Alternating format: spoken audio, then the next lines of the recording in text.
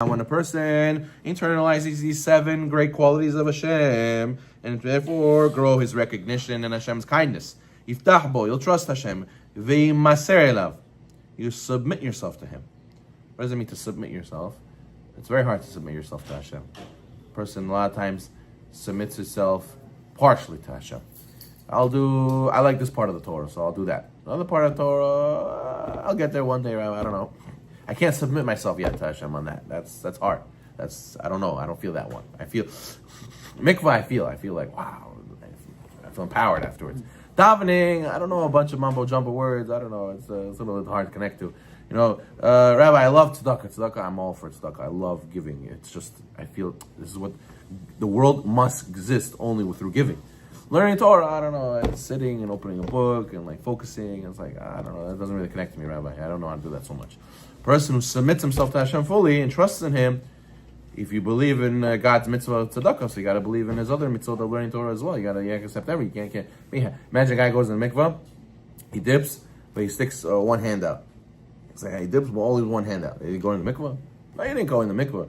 It says, Mikveh says in Masechet Yuma, we sing it. There's a song in Lag BaOmer, right?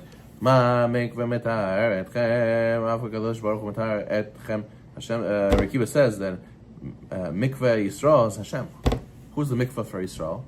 It's Hashem. Hashem's our Mikveh. But how do you get purified by Hashem? By Hashem the Mikveh. Well, that He's a Mikveh for us. You have to be fully inside. You can't be half. You need to die, half in, half out.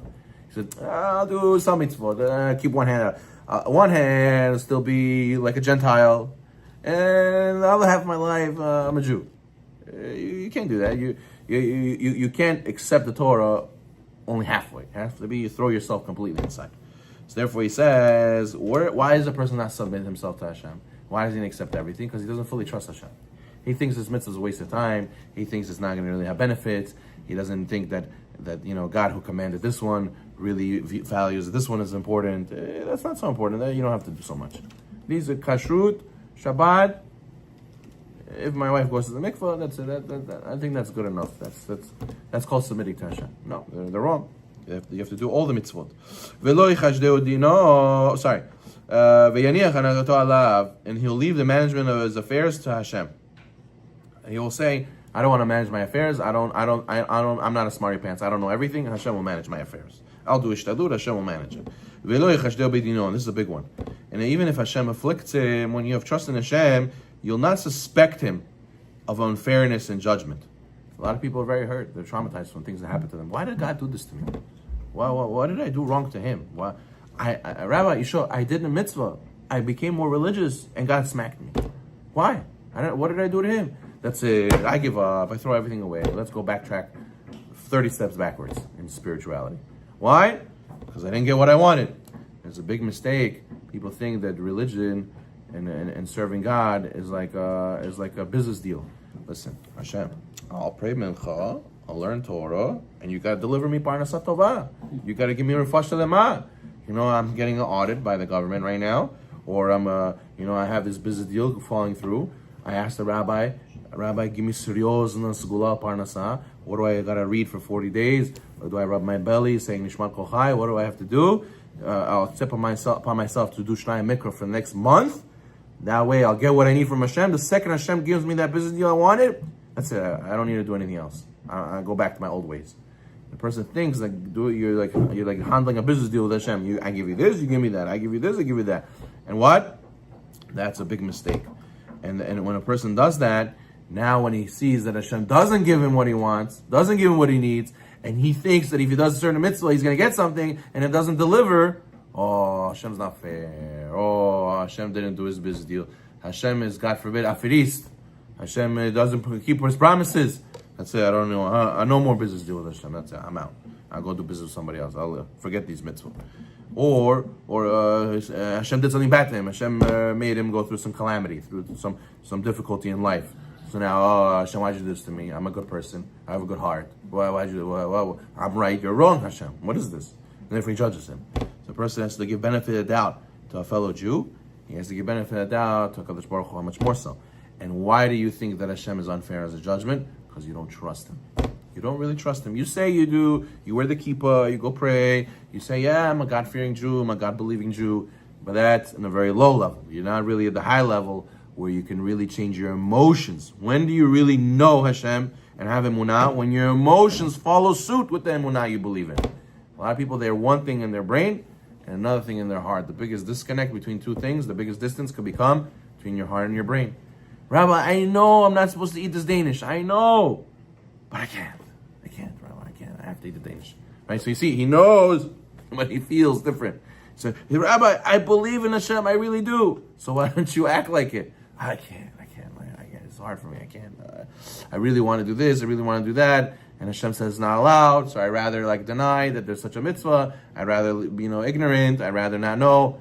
It's like the guy got up in the middle of the shir and he said, Rabbi, you're going to talk about the law's interest? Hold on. No. He gets up. He goes by the door. Okay, Rabbi, now you can say the shiur. And he leaves.